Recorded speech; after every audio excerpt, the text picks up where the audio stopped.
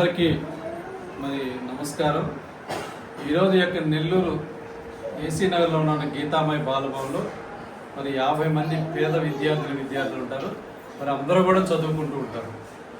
మరి ఒక భగవంతుడు పంపించాడేమో ఒక పూజారి గారిని ఈరోజు గీతామయ బాలభవనానికి పంపించి ఈ యొక్క పేద విద్యార్థి ఇతనికి తండ్రి గారు కూడా బయట ఉంటాడు ఎక్కడో, మరి వారి తల్లి గారు ఇళ్లలో పనిచేస్తూ ఈ పిల్లల్ని సాగుతుంటున్నారు. వీడికి వేసుకోవడానికి బట్టలు కూడా లేవు.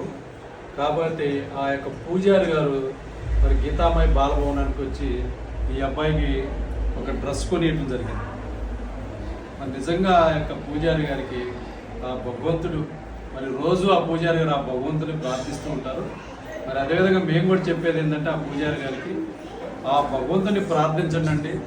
ఇంకా గీతామయ బాలభవన్లో 49 మంది పేద విద్యార్థులు ఉన్నారు.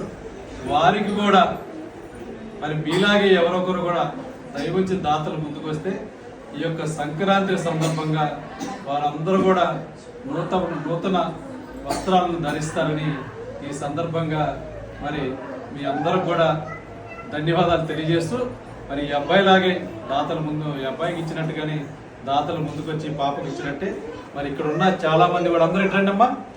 ఇక్కడ ఉన్నటువంటి చాలామంది మహిళలు, చిన్నపిల్లలు, మరి మగపిల్లలు కూడా ఉన్నారు. వీరందరూ కూడా 3వ క్లాసు 4 అట్లా 9వ తరగతి వరకు కూడా చదువుతూ ఉన్నారు.